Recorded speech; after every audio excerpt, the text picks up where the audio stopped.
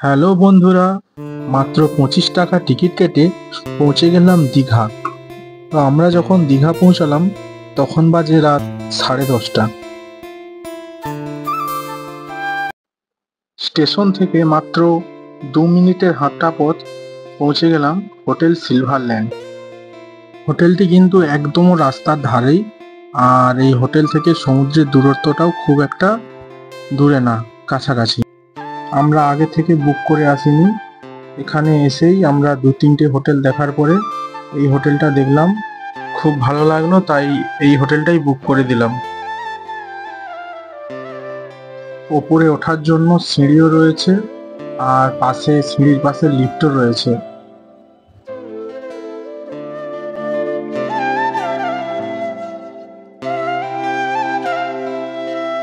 আমরা রুমগুলো পেলাম 1400 টাকা করে প্রতিদিন।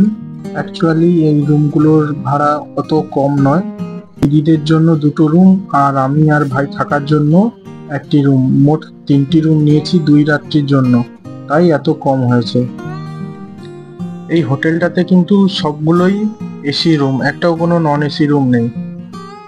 বেডের ডান দিকেই রয়েছে চার্জ দেওয়ার জায়গা, আর রয়েছে টেলিফোন, আর বসার জন্য রয়েছে 2টো গদি দেওয়া চেয়ার আর ছোট্ট একটা টেবিল। আয়ুর্বেদিক শ্যাম্পু দিয়েছে, আর একটা দিয়েছে শাওয়ার জেল। এই যে তোমরা দেখতে পাচ্ছ ব্যালকনি, অন্ধকারের জন্য ভালো বোঝা যাচ্ছে না। লাগেজ পত্র রাখার জন্য আছে একটা বড় ওয়ার্ড্রোব, আর টিভি তো আছেই। বাথরুমটা কিন্তু পুরো পরিষ্কার পরিচ্ছন্ন। মাত্র 100 টাকা দিয়ে স্করপিও ভাড়া করে আমরা যাচ্ছি উদয়পুর বিচ। সকাল সকাল ব্রেকফাস্ট সেরে আমরা চললাম উদয়পুর বিচ, মাত্র 100 টাকা স্করপিও ভাড়া করে। আমি তো কিছুতেই বুঝতে পারছি না যে কি চলছে। 1 হাঁটু জলে লোকটা সাঁতার কাটছে, তখন থেকে মনে হচ্ছে পেটে একটু জলটা বেশি পড়ে গেছে।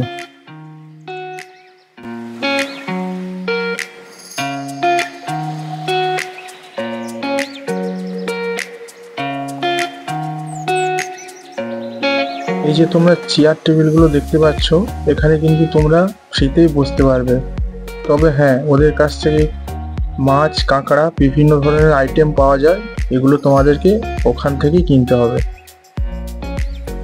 উদয়পুর আসবো আর কাঁকড়া না খেলে হয়, তাই আমরা অর্ডার করেছিলাম কাঁকড়া, শসা আর চিকেন কষা, আর ছিল সঙ্গে থামস আপ।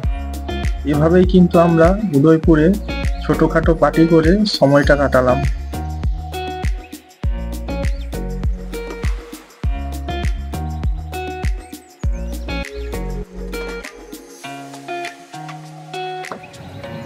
ছোট্ট ভাইয়েরা এখন ঘোড়া চড়ছে।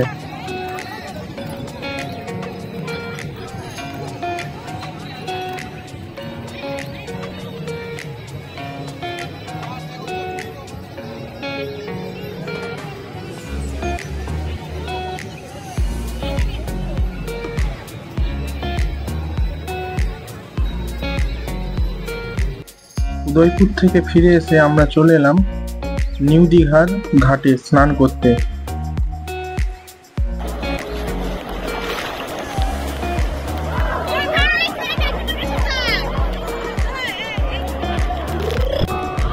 আমরা এবার চাপবো স্পিডবোট, চলো। আমরা চাপবো এখন স্পিডবোট, আর আমাদের স্পিডবোটে চাপার জন্য নিয়েছে 150 টাকা করে মাথা পিছু। স্পিডবোটে চাপার জন্য আমাদেরকে পরিয়ে দেওয়া হলো লাইফ জ্যাকেট।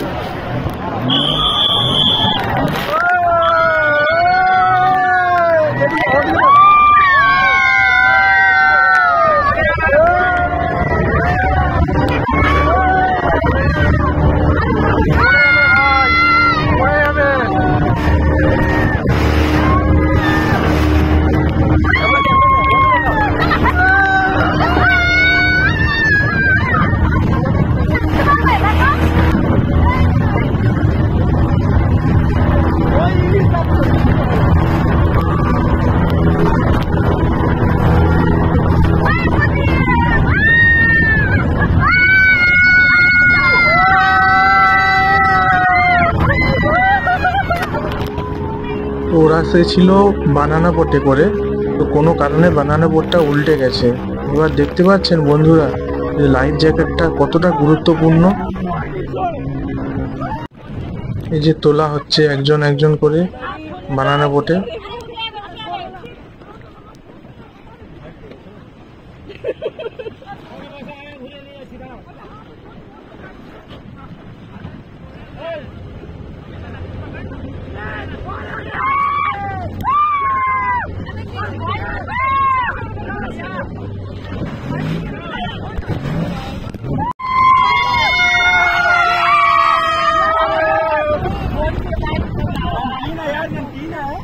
बहुत ज्यादा नमकीन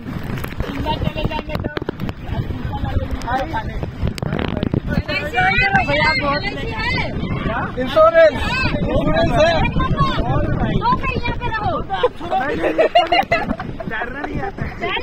जल्दी उठो जल्दी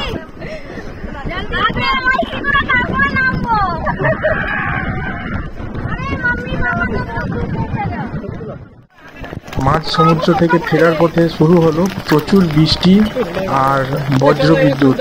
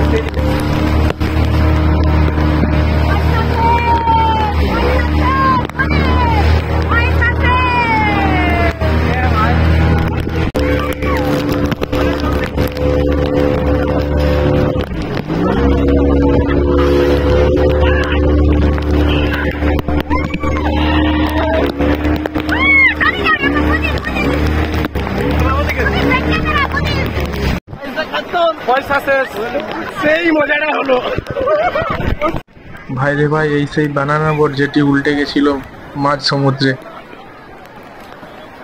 ওয়েদারটা এতটাই হঠাৎ খারাপ হয়ে গেছিল যে সমুদ্র থেকে সবাই ওঠা শুরু করলো।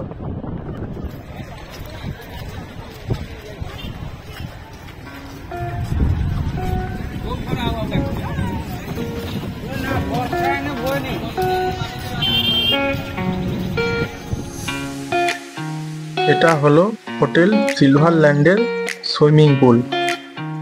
একদম ছাদেই রয়েছে সুইমিং পুলটা।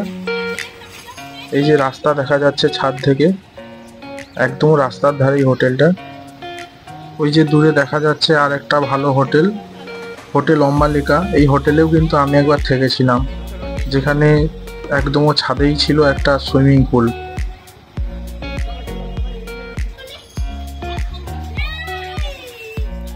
এটাই হলো হোটেল সিলভার ল্যান্ড।